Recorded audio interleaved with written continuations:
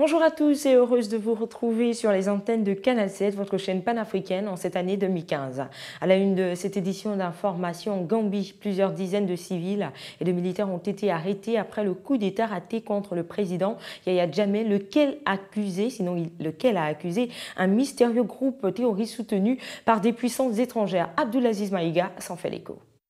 Selon une source proche de la National Intelligence Agency, le redouté service de renseignement de la Gambie, plusieurs dizaines de militaires et de civils ont déjà été arrêtés et soumis à des interrogatoires après l'attaque de mardi contre le palais présidentiel de Banjul.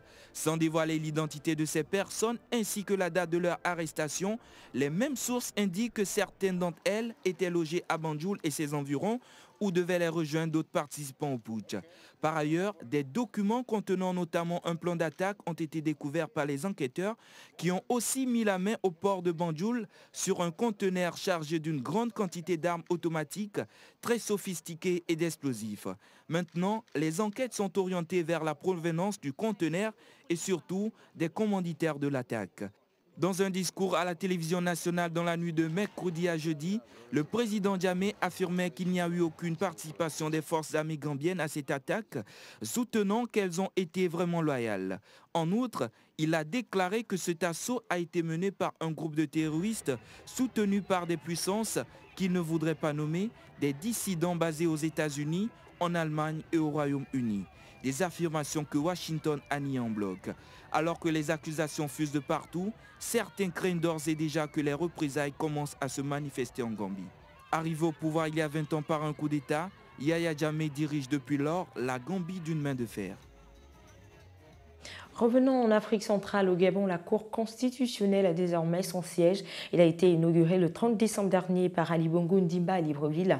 Après 6 années de travaux, ce bâtiment constitue certainement l'un des plus beaux bâtiments de la capitale. Pour certains, il devra désormais refléter le combat de la démocratie que mène le Gabon depuis la conférence nationale au cours de laquelle l'institution a été créée. Les détails avec Sampa Onba. Ali Bongo Ondimba a procédé mardi à l'inauguration du nouveau siège de la Cour constitutionnelle. Après 6 ans de travaux, c'est un joyau architectural qui est sorti de terre. Élevé sur un terrain de 3800 m², le bâtiment est haut de 6 étages. Sa superficie totale est de 16 800 m².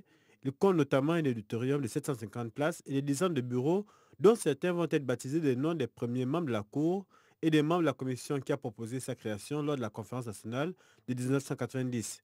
Comme toutes les institutions constitutionnelles, la Cour que dirige Marie-Madeleine Bouranto a désormais sa maison. Il faut se souvenir que c'était un conseil des ministres de 2008 sous la présidence d'Omar Bongo Ondimba qui avait décidé de doter la Cour constitutionnelle d'un siège définitif. Au-delà du bâtiment, c'est l'idée même de la démocratie qui est exaltée. La Cour constitutionnelle s'est employée depuis plus de 20 ans à préserver la démocratie au Gabon.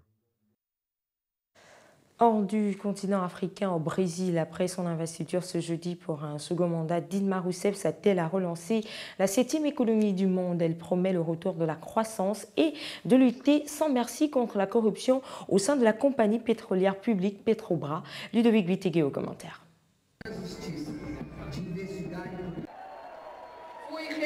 J'ai été réélu pour continuer à reformer le Brésil et pour mettre en place les changements que vous désirez. Je vous donne ma parole que je vais faire évoluer le Brésil. J'entame ce second mandat avec plus d'espérance que le premier. C'est en ces termes que la présidente élue Dilma Rousseff s'est adressée aux populations brésiliennes devant les membres du Parlement et devant 27 chefs d'État et de gouvernement étrangers lors de son investiture pour un second mandat à la tête de la République du Brésil. Madame Rousseff s'est engagée à remettre de l'ordre dans les finances du pays, organiser le retour à la croissance sans porter préjudice aux acquis sociaux. Plus que personne, je sais que le Brésil a besoin de retrouver la croissance. Les premiers pas sur cette voie passent par un ajustement des comptes publics, une augmentation de l'épargne, une hausse de la croissance et une meilleure productivité de l'économie. Nous ferons cela sans le moindre sacrifice de la population, surtout des plus nécessiteux.